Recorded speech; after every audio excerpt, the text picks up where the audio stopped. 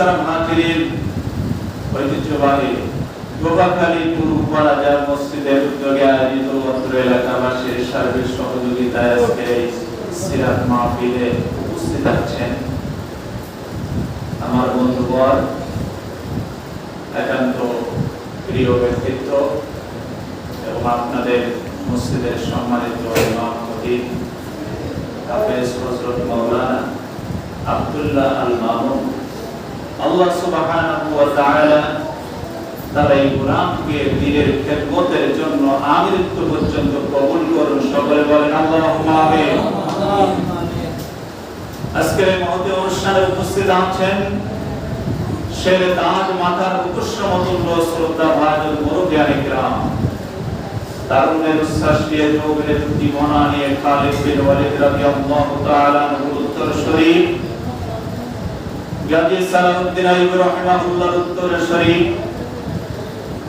তরুণ এবং যুবকেরা, স্নেহের কচিকাঁচা, তালিবুল ইলম ছাত্র এবং পর্দার আড়ালে অবস্থানরত আমার মা এবং বোনেরা, আমরা সর্বপ্রথমে সেই মহান আল্লাহ সুবহানাহু ওয়া তাআলার দরবারে লাখ কোটি শুকরিয়া আদায় করছি যে মহান আল্লাহ সুবহানাহু ওয়া তাআলা আমাদেরকে যাবতীয় কাজকর্ম ফেলে রেখে পৃথিবীর সর্বশ্রেষ্ঠ ঘর নবী করিম সাল্লাল্লাহু আলাইহি ওয়াসাল্লামের ভাষায় আফদালুল বিলাদি ইলাল্লাহি মাসাজিদুহা,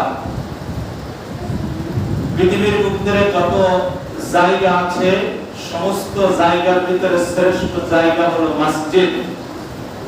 ওয়া আফদালুল বিলাদি ইলাল্লাহি আসওয়াকুহা, পৃথিবীর ভিতরে যত জায়গা আছে সমস্ত জায়গার ভিতরে নিকৃষ্ট এবং খারাপ জায়গা হলো বাজার।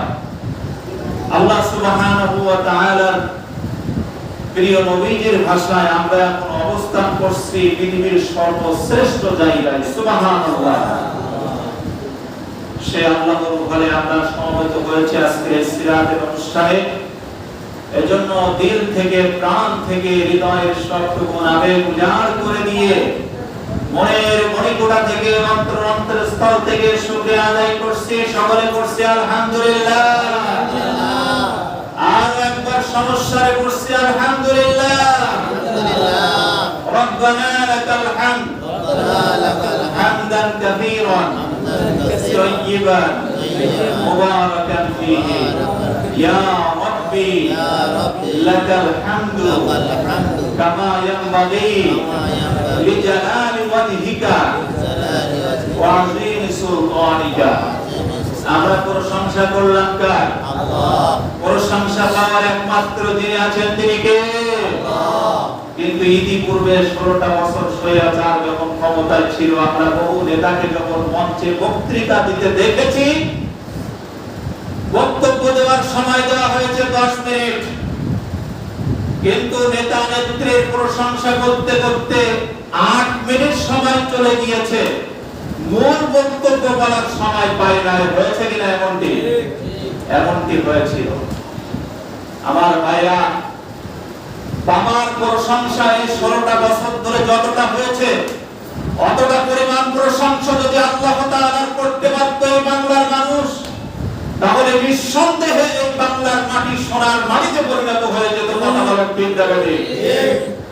সুতরাং প্রশংসা হবে কার? আল্লাহ। আল্লাহর প্রশংসা হবে। সুখে থাকি, দুঃখে থাকি, সুস্থ থাকি, অসুস্থ থাকি, ভালো থাকি, মন্দ থাকি, যে কোনো পরিস্থিতিতে প্রশংসা করব কার? আল্লাহ। আল্লাহ সুবহানাহু ওয়া তাআলা। আর একবার করছি আলহামদুলিল্লাহ। আলহামদুলিল্লাহ। সেই নবীজির প্রতি দরদ ভরা কণ্ঠে আরো একবার দুরূদ শরীফ, যিনি ছিলেন রাষ্ট্রনায়ক, যিনি ছিলেন রাষ্ট্রপ্রধান, যিনি ছিলেন সমাজসেবক, যিনি ছিলেন সেনা প্রধান, সুবহানাল্লাহ, সেই রাসূলের শানে আরো একবার দুরূদ শরীফ পাঠ করি। সকলে পড়ছি সাল্লাল্লাহু আলাইহি ওয়াসাল্লাম। মুহতারাম হাজিরিন,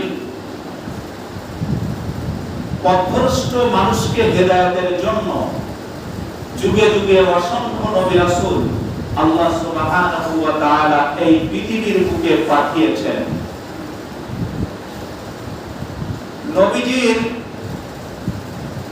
রাসূল প্রেরণের শুরু হয়েছে, রাসূল বা নবী প্রেরণের ধারা শুরু হয়েছে হযরত আদম আলাইহিস সালামের মাধ্যমে, আর রাসূল বা নবী প্রেরণের ধারা সমাপ্ত হয়েছে মুহাম্মদ সাল্লাল্লাহু আলাইহি ওয়াসাল্লামের আগমনের মাধ্যমে। তারপরে পৃথিবীর বুকে আর কোন নবী রাসূল আসবে না। তিনি হচ্ছেন খাতামুন নাবিয়্যিন। তিনি কি? খাতামুন নাবিয়্যিন, সর্বশেষ নবী। আল্লাহ তাআলা সে কথাই বলছেন, মা কানা মুহাম্মাদুন আবা আহাদিম মির রিজালিকুম ওয়ালাকিন রাসূলুল্লাহি ওয়া খাতামান নাবিয়্যিন।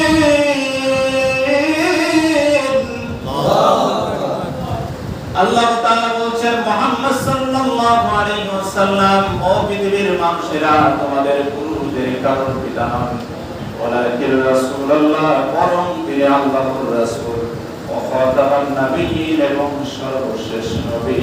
তারপরে কিয়ামত পর্যন্ত আর কোন নবী রাসূল আগমন করবে না।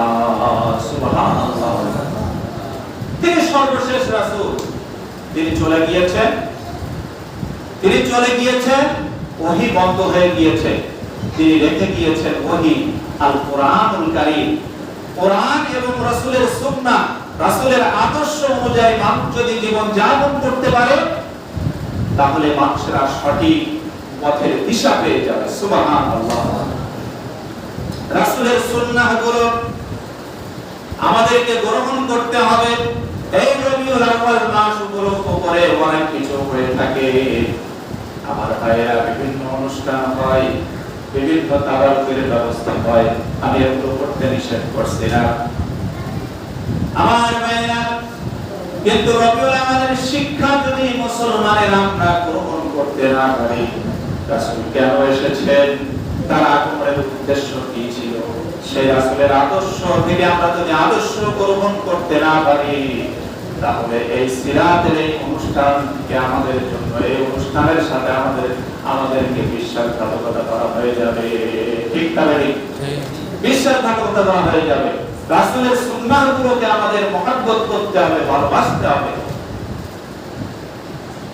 আমার ভাইরা, বিশ্বনবী সাল্লাল্লাহু আলাইহি ওয়াসাল্লাম বলেছেন, মান আহাব্বা সুন্নতি ফাকাদ আহাব্বানি। যে ব্যক্তি আমার সুন্নাতকে মহব্বত করলো, ভালোবাসলো, সে যেন আমি নবীকে ভালোবাসলো।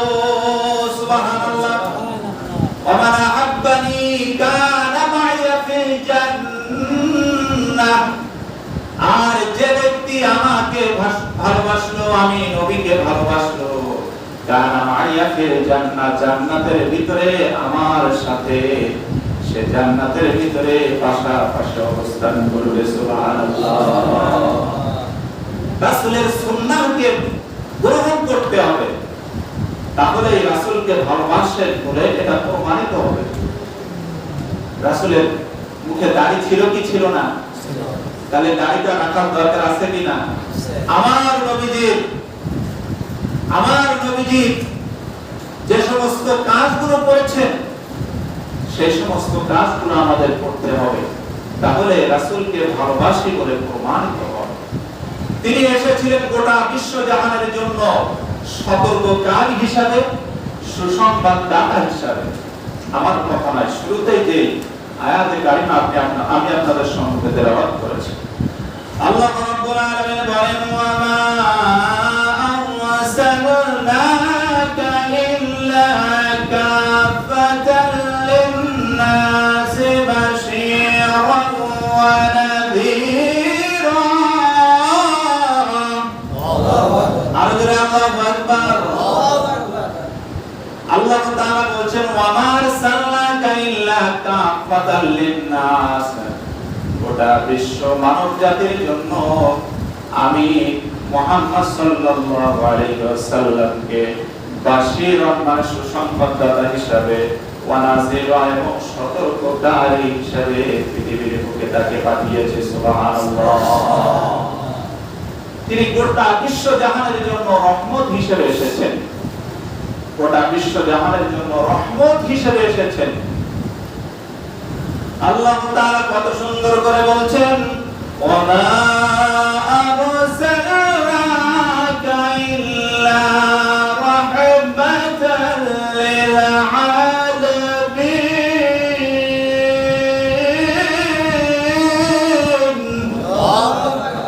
আল্লাহ তাআলা কত সুন্দর করে বলছেন, ও পৃথিবীর মানুষেরা, আমি মুহাম্মদ সাল্লাল্লাহু আলাইহি ওয়াসাল্লামকে গোটা বিশ্ব জাহানের জন্য রহমত করে পাঠিয়েছি।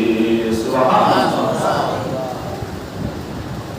আমার ভাইরা, এখান থেকে একটা শিক্ষা আমরা গ্রহণ করতে পারি, একটা বিষয় আমরা জানতে পারি, সেটা হলো অন্যান্য অসংখ্য নবী রাসূল এই পৃথিবীর বুকে এসেছেন, তারা ছিল এলাকা ভিত্তিক, অঞ্চল ভিত্তিক, একটা কওমের জন্য তারা এসেছিল, একটা সম্প্রদায়ের জন্য তারা এসেছিল।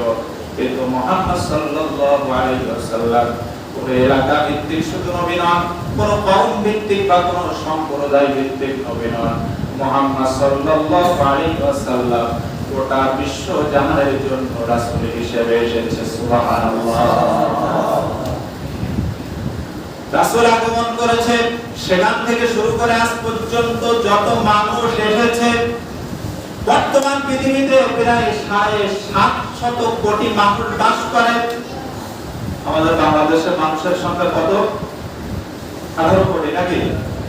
18 কোটি, প্রায় কম বেশি হতে পারে।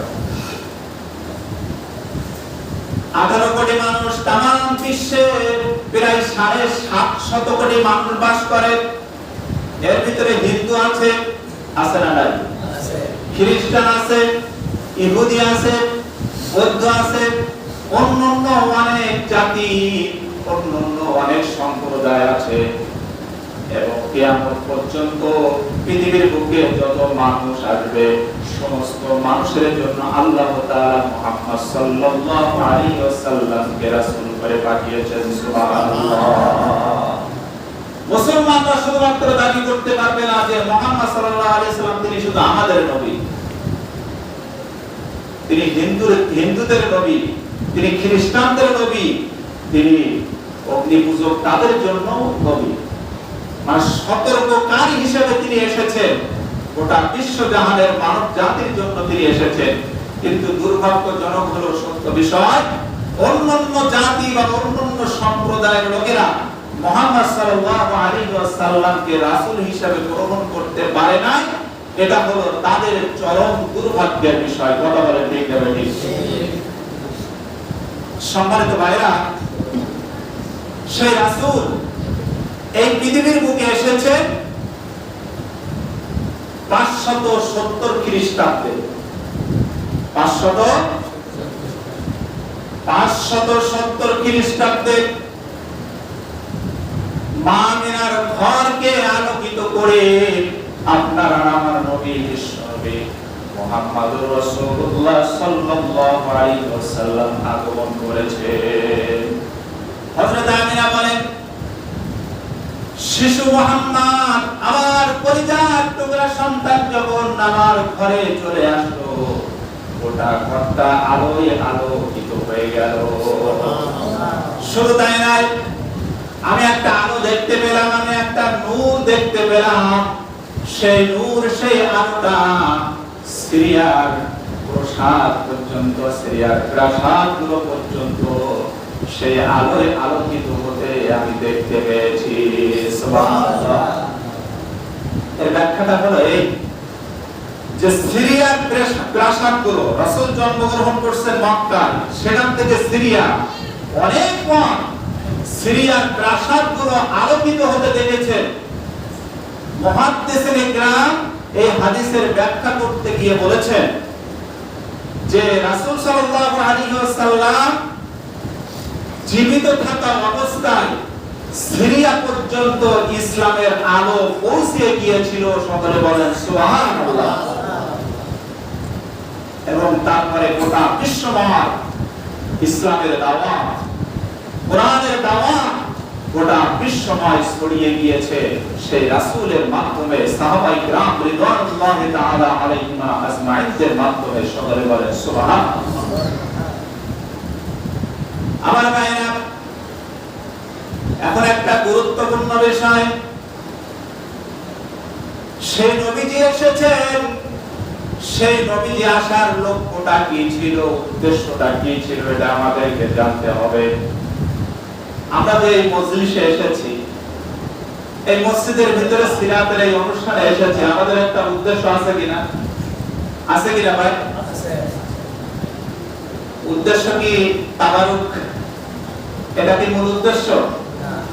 উদ্দেশ্য হলো নবীজির জীবনী জানবো, রাসূলের সিরাত জানবো, রাসূল সাল্লাল্লাহু আলাইহি ওয়াসাল্লামের ইতিহাস জানবো এবং এখান থেকে শিক্ষা নিব। কথা বলেন ঠিক না ঠিক?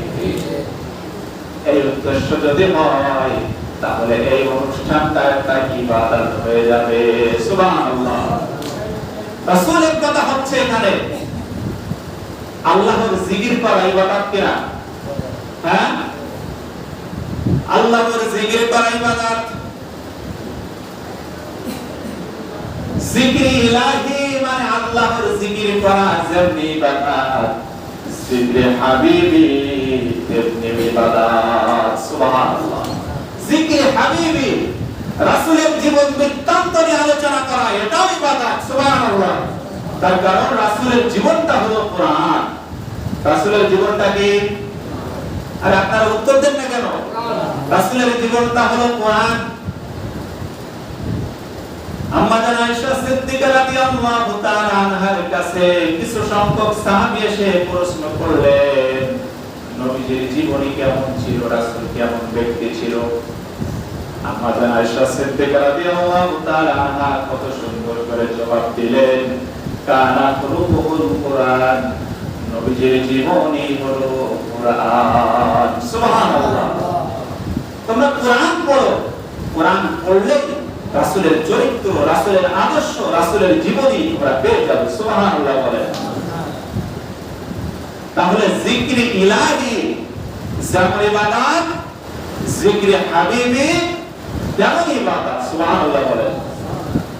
সম্মানিত ভাইরা, তা আমরা এখানে এসেছি, উদ্দেশ্য আছে। রাসূল কেন এসেছেন এই পৃথিবীর বুকে, তার তো একটা উদ্দেশ্য ছিল, ছিল কিনা?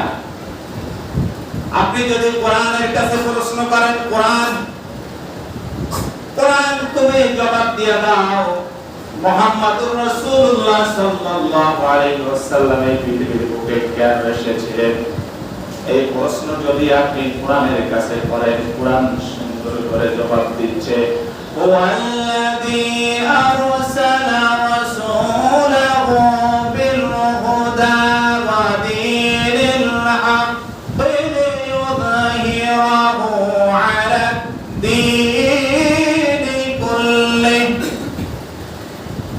আলা দ্দীনি কুল্লিহি ওয়ালাউ কারিহাল মুশরিকুন।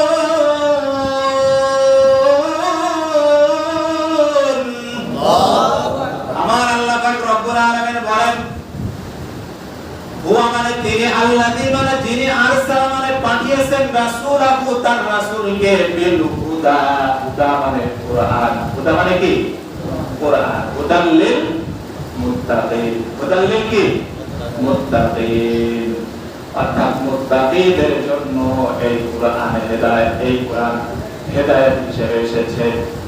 তাহলে হুদা মানে কোরআন, অর্থাৎ রাসূলকে আল্লাহ বলতেছেন আমি রাসূলকে এই পৃথিবীর বুকে পাঠিয়েছি হুদা মানে কোরআন দিয়ে, ওয়াদিনিল হক সত্য দিন দিয়ে। সত্য দিনের নাম হলো ইসলাম। সত্য দিনের নাম কি? ইসলাম।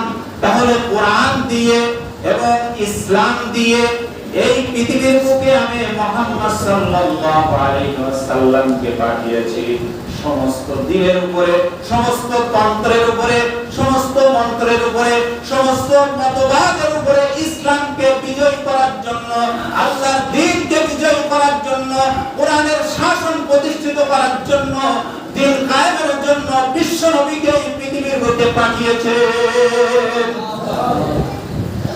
তাহলে এখান থেকে আমরা পরিষ্কার যে বিষয়টা বুঝতে পারলাম সেটা হলো রাসূলকে, আমার নবীজিকে কোরআন এবং সত্য দিন ইসলাম দিয়ে পৃথিবী বুকে পাঠিয়েছেন আল্লাহ তাআলা দিনকে বিজয়ী করার জন্য, দিনকে প্রতিষ্ঠিত করার জন্য।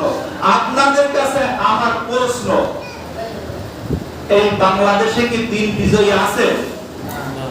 কথা বলেন। আমরা 1971 সালে প্রথম স্বাধীনতা লাভ করেছি, ঠিক না ঠিক? এরপরে যে স্বাধীনতা 2024 সালে 5 আগস্টে যে গণবিপ্লব হলো, গণ অভ্যুত্থান হলো, স্বৈরাচার জালেমের পতন হয়েছে, ঠিক না ঠিক?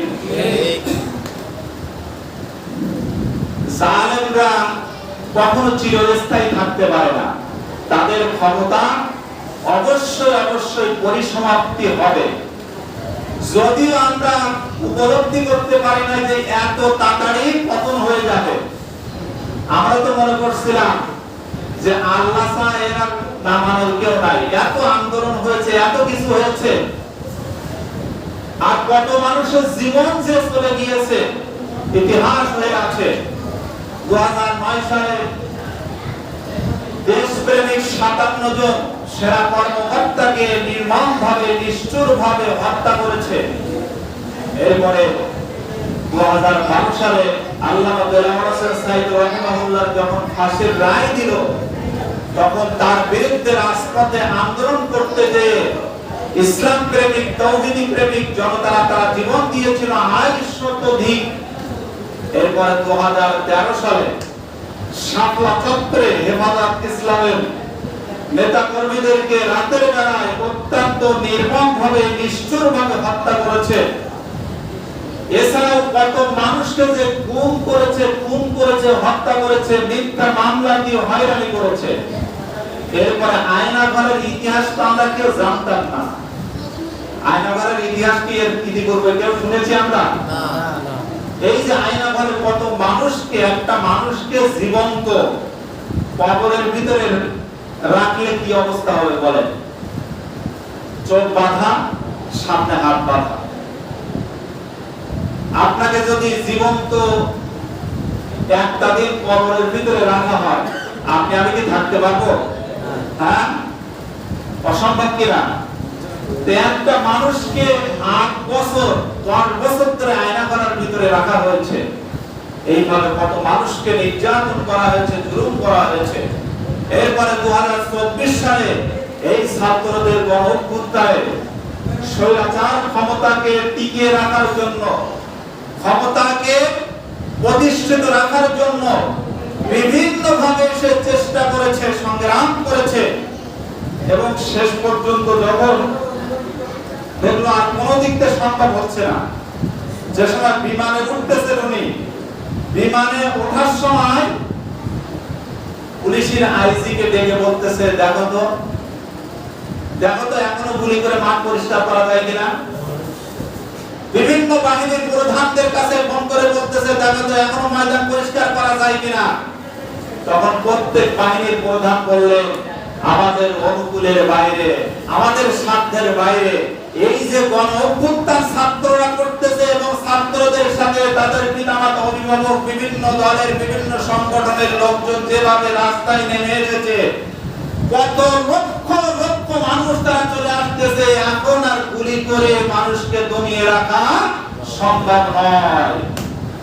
শেষ পর্যন্ত লাঞ্ছিত হয়ে, বেজ্জতি হয়ে, অপমানিত হয়ে কোথায় চলে গিয়েছে? আমাদের বন্ধু রাষ্ট্র, নামে বন্ধু কিন্তু কাজ করে সম্পূর্ণ উল্টা। কথা বলেন ঠিক না বেটি? আমার ভাইরা, সেখানে চলে গিয়েছে। তারপরে স্বৈরাচারদের সেই তাদের প্রচেষ্টা, তারা এই স্বাধীনতাকে নস্যাৎ করে দেওয়ার জন্য তাদের ষড়যন্ত্র এখনো পর্যন্ত কিন্তু অব্যাহত আছে, ঠিক না বেটি? এখনো পর্যন্ত অব্যাহত রয়ে গিয়েছে। সুতরাং আমাদের এখন নৈতিক দায়িত্ব হলো সকল ষড়যন্ত্রকারীদের ষড়যন্ত্রের বিরুদ্ধে আমাদের সোচ্চার হতে হবে, প্রতিবাদী হতে হবে। অন্যায়ের বিরুদ্ধে আমাদেরকে, প্রত্যেক ইমানদারদেরকে, প্রত্যেক মুসলমানদেরকে দাঁড়িয়ে যেতে হবে। আমরা সুদের বিরুদ্ধে, আমরা দুর্নীতির বিরুদ্ধে, আমরা আয়নাঘরের বিরুদ্ধে, আমরা জালেমের বিরুদ্ধে, আমরা জুলুমের বিরুদ্ধে থাকবো। কথা বলেন ঠিক না বেঠিক? এটা হলো ঈমানের দাবি। আল্লাহ বলতেছে তা'মুরুনা বিল মা'রুফ ওয়া তানহাউনা আনিল মুনকার। সৎ কাজের আদেশ করো আর অসৎ কাজে কি করো? বাধা প্রদান করতে হবে। আমার ভাইরা, আমি বলছিলাম যে কথা, সেটা হচ্ছে রাসূল প্রেরিত হয়েছে এই পৃথিবীর বুকে আকিমুদ্দিন, দ্বীনকে প্রতিষ্ঠিত করার জন্য। আজকে কত বছর হয়ে যাচ্ছে? 53 বছর হয়ে গিয়েছে, এখনো পর্যন্ত কোরআনের শাসন প্রতিষ্ঠিত হয় নাই। কথা বলে ঠিক না বেঠিক? আমার ভাইরা, বাবার ক্ষমতা আমরা দেখেছি, বাবার নেতৃত্ব আমরা দেখেছি, আমরা বুবুর নেতৃত্ব দেখেছি, আমরা ভাবির নেতৃত্ব দেখেছি, আমরা চাচা এরশাদের নেতৃত্ব দেখেছি, কিন্তু কোরআনকে সংসদে পাঠালে পরে তার অবস্থাটা কেমন হয় সেই দৃশ্য এখন আমরা দেখতে পাই নাই। কথা বলে ঠিক না বেঠিক? সুতরাং এখন আমাদের দল মত নির্বিশেষে ওই কোরআনকে সংবিধান হিসেবে সংসদে পাঠাতে হবে এবং ইসলামী শাসন প্রতিষ্ঠিত করতে হবে। দ্বীন কায়েমের জন্য আমাদেরকে ঐক্যবদ্ধভাবে কাজ করতে হবে। যেটা রাসূল সাল্লাল্লাহু আলাইহি ওয়াসাল্লাম প্রতিষ্ঠিত করেছেন কোরআনের শাসন, সেই কোরআনের শাসন প্রতিষ্ঠিত করার জন্য আমাদেরকে কাজ করতে হবে। সুতরাং সেই কোরআনের শাসন প্রতিষ্ঠিত করার জন্য আবারও যদি আন্দোলন করতে হয়, আবারও যদি আমাদেরকে সেই কোরআনের শাসন প্রতিষ্ঠিত করতে গিয়ে রক্ত দিতে হয়, আবারও যদি জান এবং মালকে কোরবানি করতে হয়, আমরা কি দিতে রাজি আছি? আমাদেরকে দিতে হবে। আল্লাহ তাআলা আমাদের সকলকে সেই ইমামতে দ্বীন প্রতিষ্ঠিত করার জন্য কাজ করার তৌফিক দান করেন। সকলে বলেন আমিন। তাহলে রাসূল পৃথিবীর বুকে এসেছেন কিসের জন্য? দ্বীন প্রতিষ্ঠা করার জন্য। আমাদেরকে দ্বীন প্রতিষ্ঠিত করার জন্য কাজ করতে হবে। সম্মানিত ভাইরা, আমরা বিশ্বনবী সাল্লাল্লাহু আলাইহি ওয়াসাল্লামের সিরাতের যে আলোচনা, এই আলোচনার অধিকাংশ ক্ষেত্রে যেটা হয়ে থাকে বিভিন্ন মসজিদ কেন্দ্রিক, সেটা হলো রাসূলের জন্ম বৃত্তান্ত নিয়ে বেশি কথা হয়ে থাকে। কিন্তু রাসূল সাল্লাল্লাহু আলাইহি ওয়াসাল্লামের নবুয়তি জীবন সম্পর্কে খুব কম আলোচনা হয়ে থাকে। আমার ভাইরা, আমি আপনাদের কাছে উদাত্ত আহ্বান করছি, আমাদের যে বিষয়টা জানতে হবে, বুঝতে হবে, উপলব্ধি করতে হবে, সেটা হলো রাসূল সাল্লাল্লাহু আলাইহি ওয়াসাল্লামের নবুয়তের পূর্ববর্তী জীবন যেটা, এটা হলো 40 বছর। কত বছর? 40 বছর। এই 40 বছরের জীবনে আমাদের জানতে হবে, এখানে আমলের বিষয় নয়। তার কারণ নবুয়ত পূর্ববর্তী যে 40 বছর জীবন, এই সময় নামাজের বিধান ছিল না, রোজার বিধান ছিল না, হজের বিধান ছিল না, যাকাতের বিধান ছিল না। কথা বোঝেন? তাহলে এগুলো আমাদের জানার বিষয়,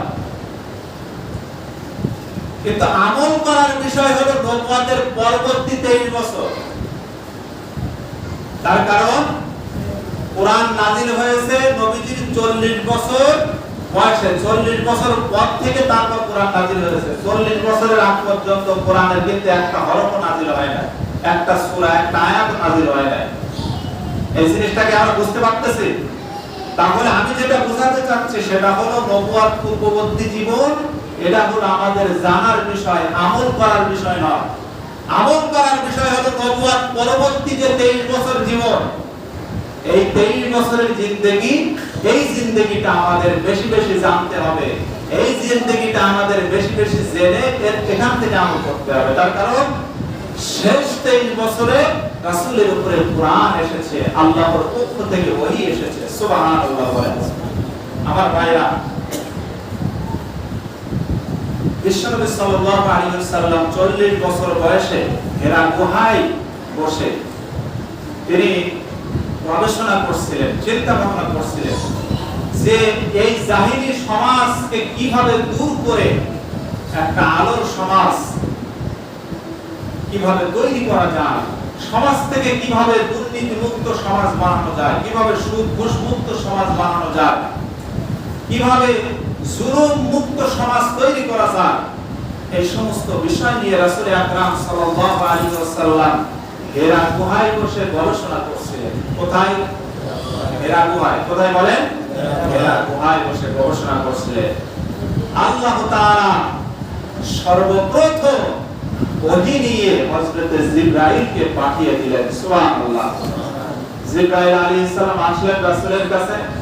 আসার পরে কুরআনুল কারীমের সূরা আলাকের কয়টি আয়াত জানো? 5টি আয়াত। কয়টি আয়াত? 5টি আয়াত। 5টি আয়াত পীরে নবীজি পড়তে পারছিলেন না, প্রথমে পড়তে পারছিলেন না। হযরত জিবরাইল বললেন ইকরা, এটা আপনি পড়ুন। নবীজি বললেন মা আনা বিকারি, আমি তো পড়তে জানি না। জিবরাইল আলাইহিস সালাম বললেন ইকরা, আপনি পড়ুন। রাসূল বললেন মা আনা বিকারি, আমি পড়তে জানি না। জিবরাইল আলাইহিস সালাম তৃতীয়বার নিজের বুকের সঙ্গে জড়িয়ে ধরলেন। সুবহানাল্লাহ। বুকের সঙ্গে জড়িয়ে ধরে যখন বললেন ইকরা, আপনি পড়ুন, জিবরাইলের সাথে আমার নবীজি সূরা আলাকের 5টি আয়াত সুন্দর করে পড়ে ফেললেন। সুবহানাল্লাহ। এই যে ঘটনাটা ঘটলো 40 বছর বয়সে, নবীজি সাল্লাল্লাহু আলাইহি ওয়াসাল্লামের জীবনে এমন কি কখনো হয় নাই। প্রথম ওহী নাযিল হয়েছে। ওহীর তো একটা ভার আছে, একটা ওয়েট আছে। হাদিস শরীফ সাক্ষী, যখন নবীজি ঘোড়ার পিঠে সওয়ার থাকতেন, ওই সময় যখন রাসূলের উপরে ওহী নাযিল হয়েছে, ওহীর ভারে ঘোড়ার পা পর্যন্ত বালুর ভিতরে, মাটির ভিতরে ডেবে গিয়েছে। ওহীর তো একটা ভার আছে, একটা ওয়েট আছে। এই কোরআনের এই ওহীর একটা ওয়েট আছে, একটা মর্যাদা আছে, এর একটা বিশালতা আছে, এর একটা প্রশস্ত আছে, প্রশস্ততা আছে। প্রিয় নবীজি তো সন্তুষ্ট হয়ে বাড়িতে চলে আসলেন। খাদিজার কাছে ঘটনাটা খুলে বললেন। রাসূল জানেন না যে উনি জিবরাইল আর আল্লাহ পাঠিয়েছেন, এটা তিনি উপলব্ধি করতে পারেন না তখন।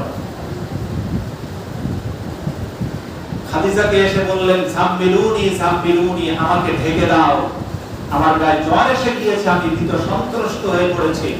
হযরত খাদিজাতুল কুবরা নবীজিকে সান্তনার বাণী শুনিয়ে দিলেন। কাল্লা ওয়াল্লাহি লা ইউসিকাল্লাহু আবাদা, আপনার ভয় পাওয়ার কোনো কারণ নাই, আপনার চিন্তিত হওয়ার কোনো কারণ নাই। তার কারণ আপনি এতিম মিসকিন অসহায়দের পাশে দাঁড়ান, তাদের সাহায্য সহযোগিতা করেন। আপনি কখনো মিথ্যা কথা বলেন না, সদা সর্বদা সত্য কথা বলেন। আপনি মানুষের উপকার করেন, আপনি কারো ক্ষতি করেন না। সুতরাং কোনো ভয় পাওয়ার কোনো কারণ আপনার নাই। সুবহানাল্লাহ বলেন। এখান থেকে আমরা ছোট্ট একটা শিক্ষা নেই, সেটা হলো খাদিজাতুল কুবরা রাসূলের স্ত্রী, আমার নবীজির চরিত্রের ব্যাপারে তিনি সার্টিফিকেট দিচ্ছেন।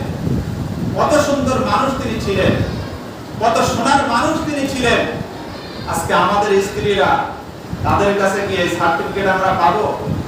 আমরা যদি আমাদের স্ত্রীদের সাথে ভালো আচরণ করে থাকি, সমাজের মানুষদের সাথে যদি ভালো ব্যবহার করে থাকি, উত্তম আচরণ করে থাকি, আমরা যদি সত্যবাদী হয়ে থাকি, এবং আমরা যদি অসহায় এতিম বিপদগ্রস্ত মানুষের পাশে দাঁড়াই, এই সমস্ত ভালো ভালো কাজ যেগুলো রাসূল সাল্লাল্লাহু আলাইহি সাল্লাম করতেন, এই কাজগুলো যদি আমরা করতে পারি, তাহলে স্ত্রীরা আমাদেরকে ভালো বলবে, সমাজের মানুষরাও ভালো বলবে।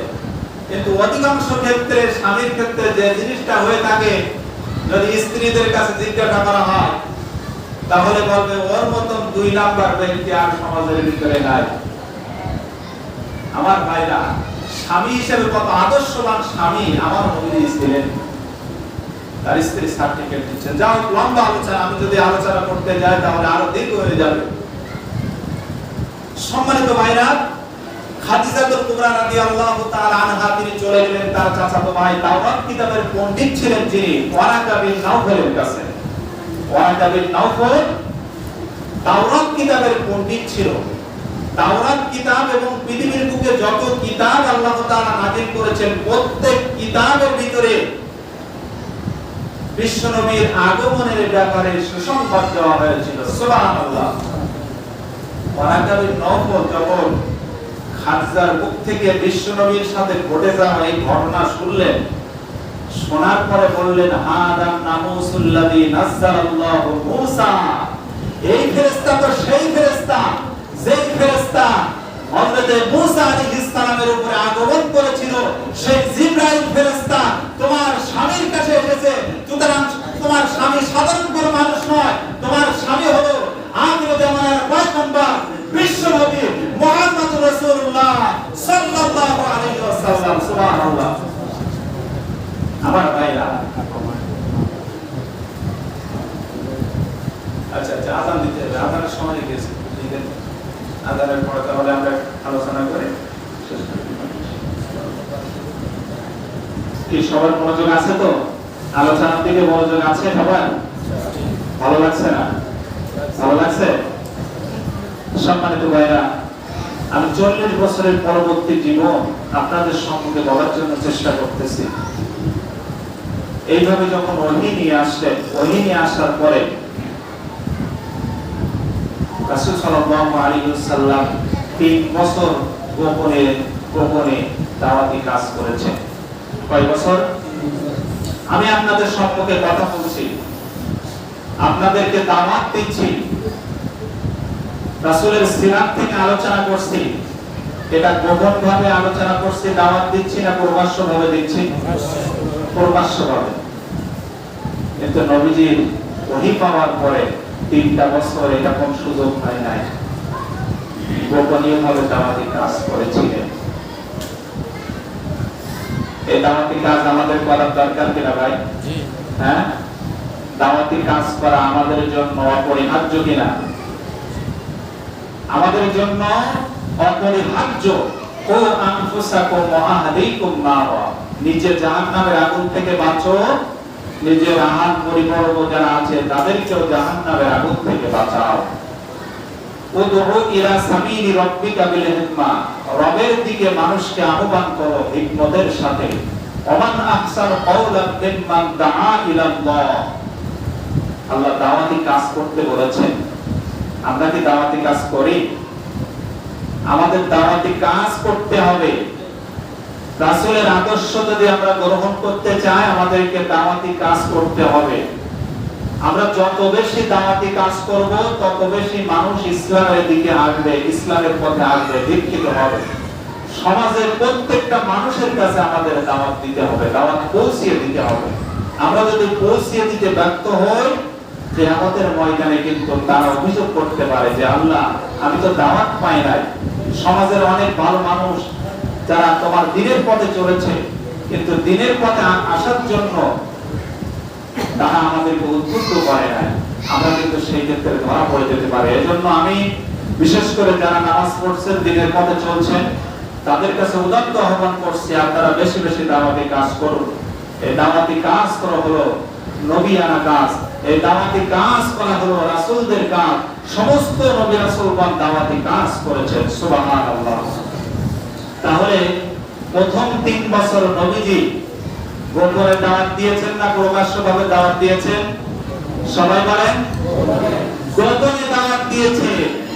3 বছর গোপনে দাওয়াত দেওয়ার পরে হাতে গোনা কয়েকজন মানুষ ইসলাম গ্রহণ করলেন।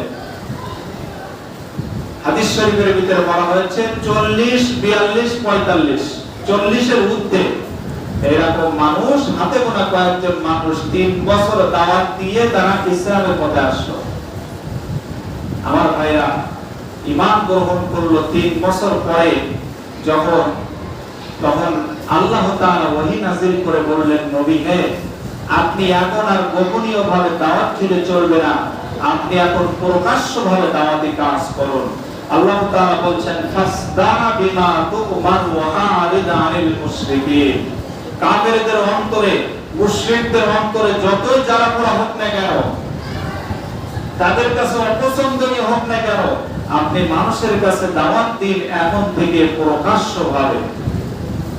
প্রকাশ্যভাবে যখন রাসূল দাওয়াতি কাজ শুরু করলেন, তখন জুলুম শুরু হলো, নির্যাতনের স্টিম রোলার চালানো হলো বিশ্বনবী এবং সাহাবীদের উপরে।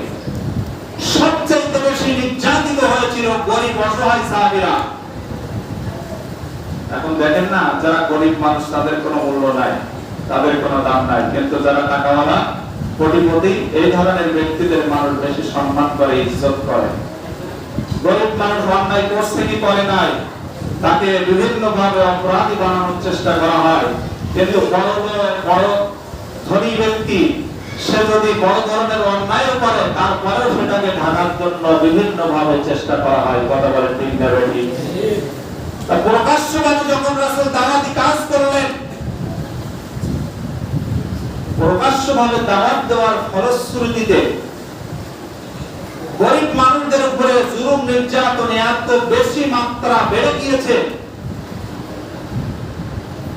তখন তারা আর সহ্য করতে পারছে না, মক্কায় আর দাঁড়াতে পারছে না। তারা একদিন রাসূলের কাছে এসে বলল, ইয়া রাসূলুল্লাহ, হাবিবাল্লাহ, আমরা তো আর মক্কায় থাকতে পারছি না, বাজারে গেলে মারে আমাদেরকে, রাস্তায় বাইরে হলে মারে, ঘর থেকে বাইরে করে মানুষের আমাদের উপর অত্যাচার করে, নির্যাতন করে, এই নির্যাতন তো আর সহ্য করা যাচ্ছে না।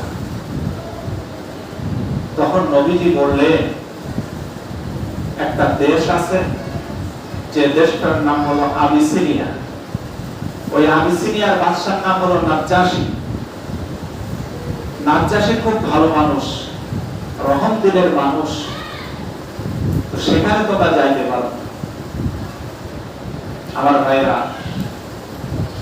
প্রথমে 3 বছর রাসূল গোপনে দাওয়াত দিয়েছেন, দ্বিতীয় 2 বছর প্রকাশ্যভাবে দাওয়াত দিয়েছেন, তার পরবর্তী 5 বছর তিনি প্রকাশ্যভাবে দাওয়াত দিয়েছেন, এবং শেষের 3 বছর অর্থাৎ মাক্কি জীবন যে 13 বছর, এই শেষের 3 বছর আল্লাহ তাআলা রাসূলকে রাষ্ট্রপ্রধান বানানোর জন্য মদিনায় তিনি সেই সুন্দর পরিবেশ তৈরি করেছিলেন। সকলে বলেন সুবহানাল্লাহ।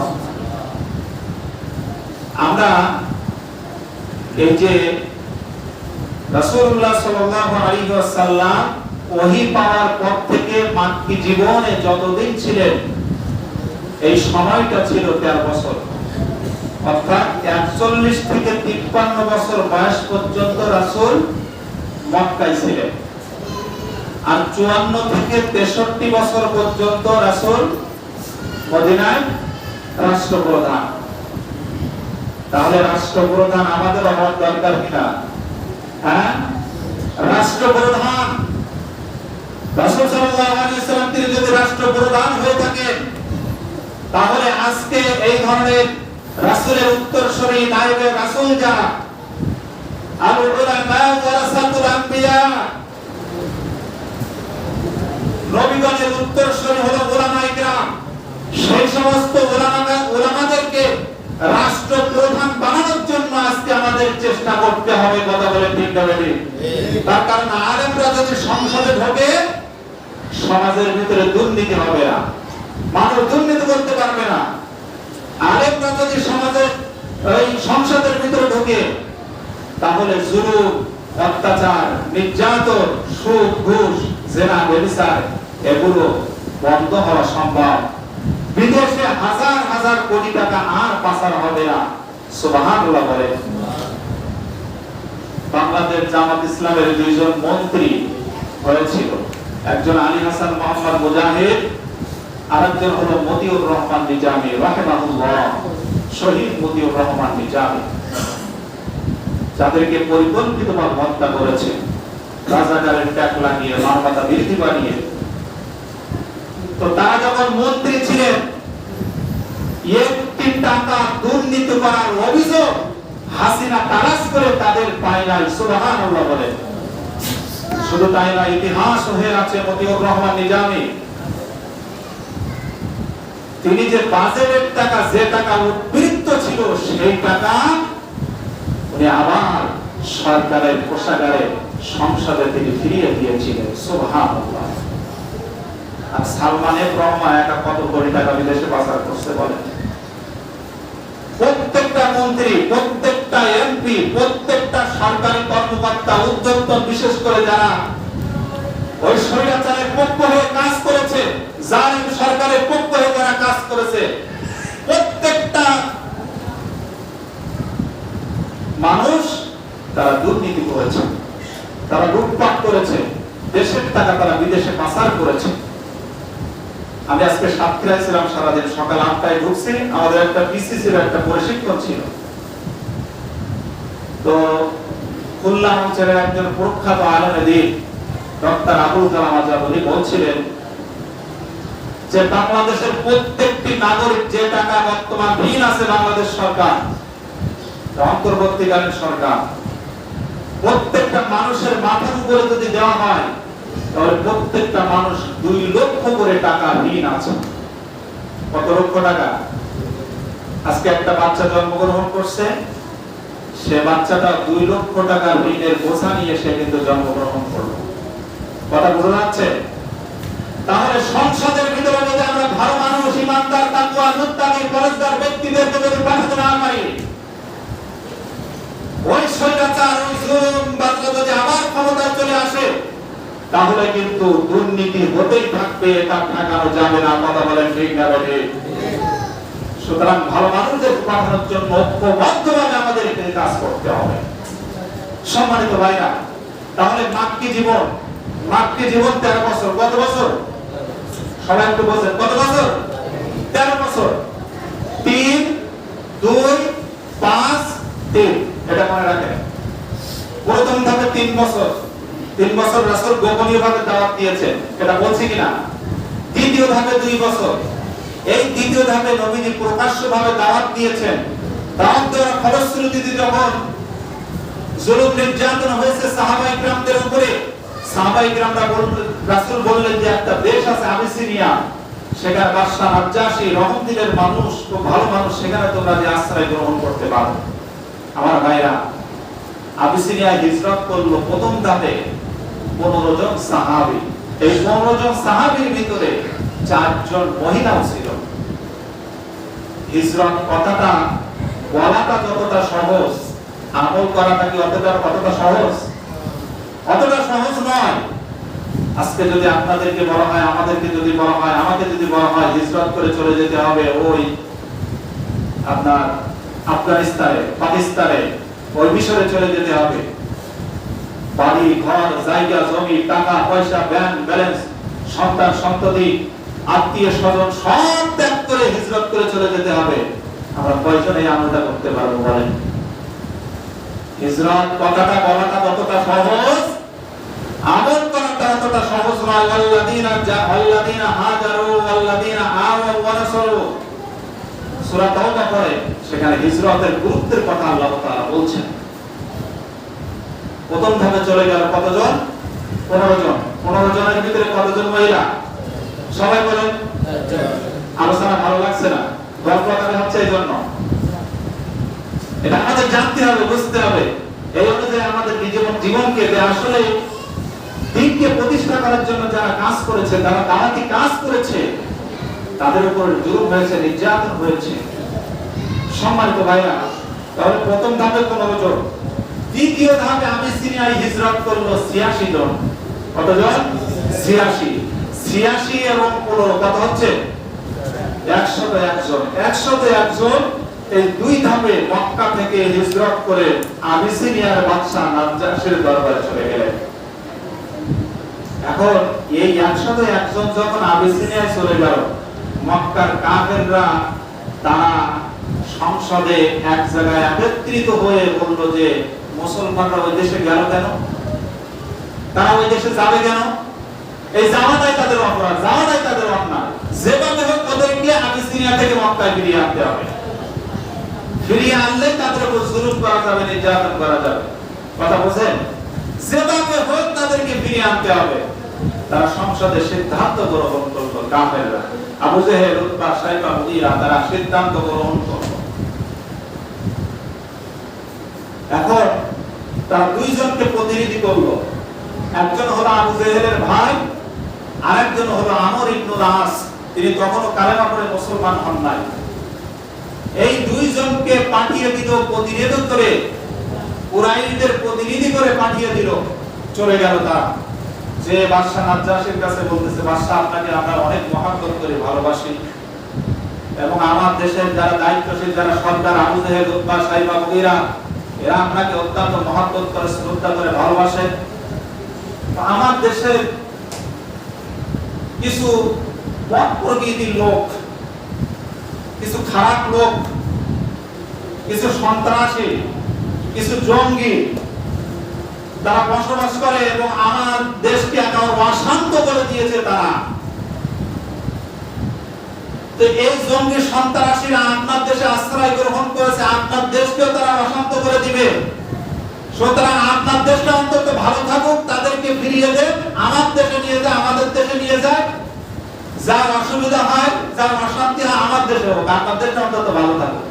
কিভাবে বুঝাচ্ছে দেখছেন? জঙ্গি সন্ত্রাসের তোকমা দিয়েছে।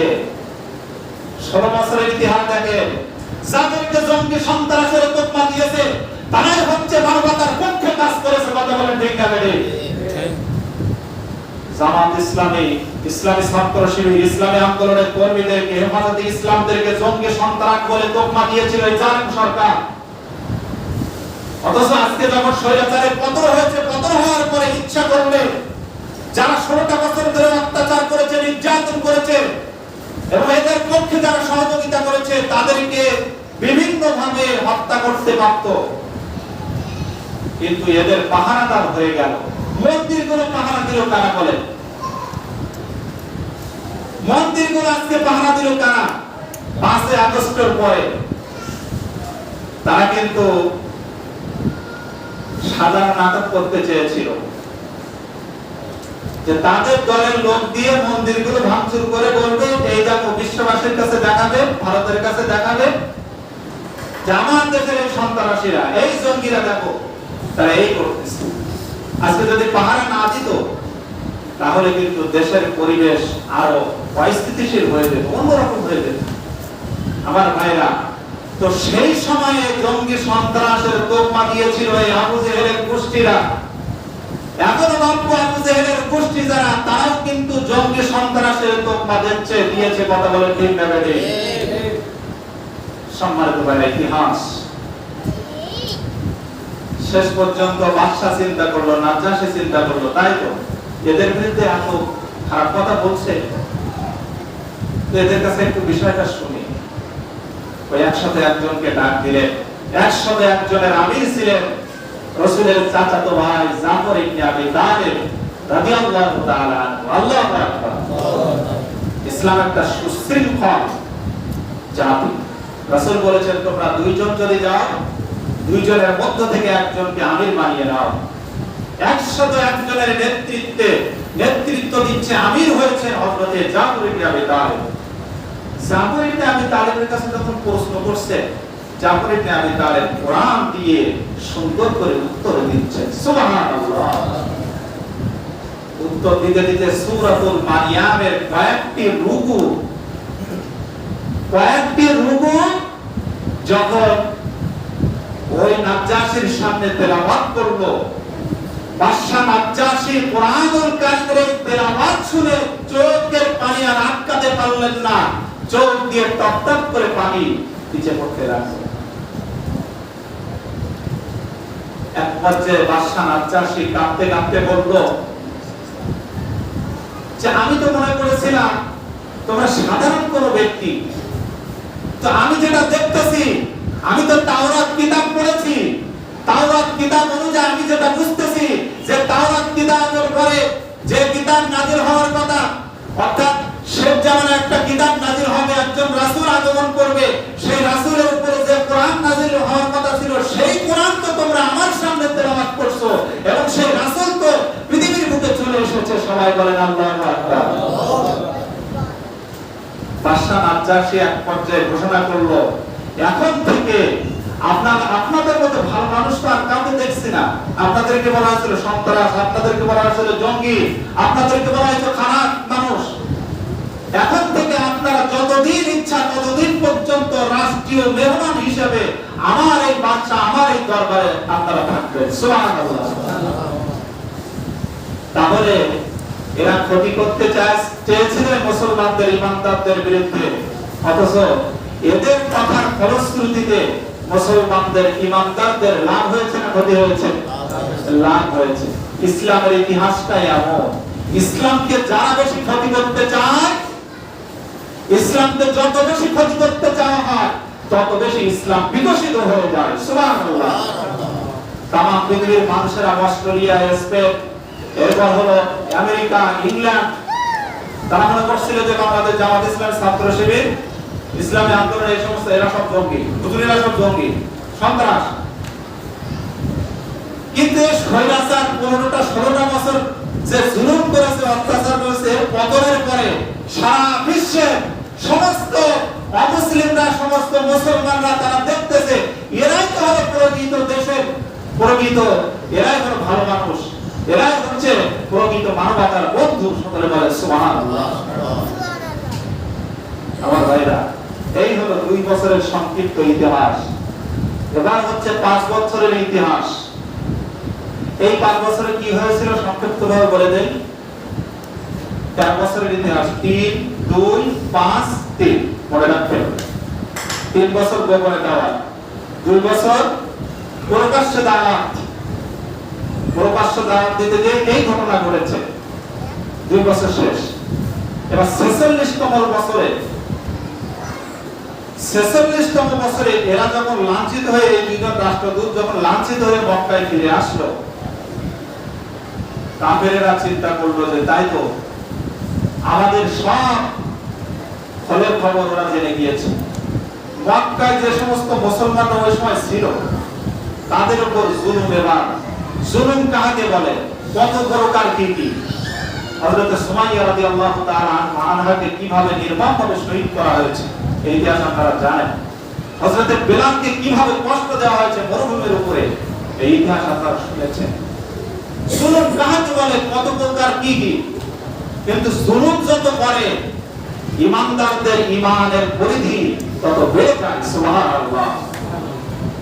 ইমানদারদের ইমানের পরিধি তত কি বাড়ে।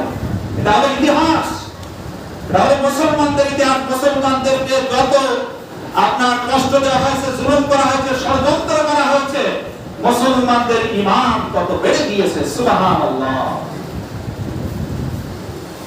যখন কোন দিক থেকে আঘাত হচ্ছে না, তখন ওরা আবার বৈঠক করলো, তার সংসদে সিদ্ধান্ত গ্রহণ করলো যে মুহাম্মদ এবং তার অনুসারীদেরকে জেলখানায় বন্দী করতে হবে।